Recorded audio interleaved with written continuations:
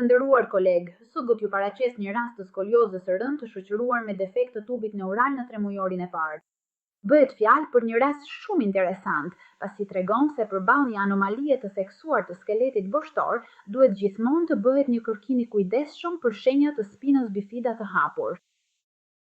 E fillojmë studimin nga skaji cefalik, ku në prerje aksiale mund të vërejmë praninë e të ashtu quajturit crash time, pra zhvendosjen kaudale të mezencefalit që përplaset prej nga edhe emri crash kundër klivusit të kockës okcipitale.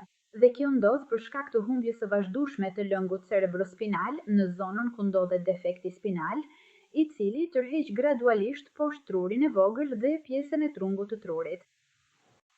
Duke kaluar në prerje sagjitale mediane, mund të vërejmë shenjën tjetër indirekte të këtij fenomeni, pra mungesën e të ashtu quajturës translucencë intrakraniale.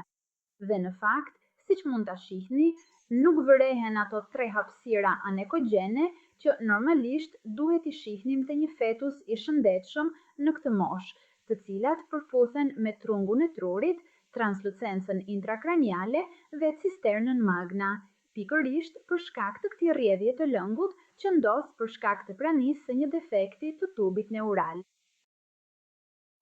Tani kalojmë falë përdorimit të ekografisë transvaginale në një studim më të detajuar të këtij defekti të shtyllës kurrizore. Këtu mund të shihni qartë në këto pamje një skoliozë lumbosakrale mjaft ekstreme, pothuajse në një kënd të mprehët. Në këtë rast, nuk vërejmë vetëm një devijim të thjeshtë të boshtit, por shohim një çorganizim të plotë dhe të rëndë të gjitha qendrave të osifikimit. Dhe në këtë pikë, siç mund të shihni, të treguar me shigjeta, trupat vertebror humbasin renditjen e tyre të rregullt në vit të drejtë për t'u futur në një kompleks malformativ që mund të sugjerojë praninë e hemivertebrave ose një defekt të gjerë të mbylljes së harkut të pasëm. Dhe pikërisht gjerësia e këtij çarje justifikon rëndësinë e shenjave intrakraniale që pam pak më parë. Hernimi masiv i romboencefalit është në fakt drejt për drejt proporcional me shkallën e humbjes së likuorit cerebrospinal. Në prerjen koronale mund të vlerësoni edhe më qartë shkallën e këtij defekti të shtyllës kurrizore, pasi shihni se si boshti i shtyllës nuk kufizohet vetëm me një lakim apo devijim, por pëson një ndërprerje të vërtetë të vijës së tij të drejtë. Sa i përket studimit të anatomisë së mbetur fetale, mund të vëzhgojmë një prerje të rregullt të barkut me stomakun që shihet qartë. Situs jeshtë solitus. Studimi i anatomisë kardiake për këtë periudhë është brenda normales.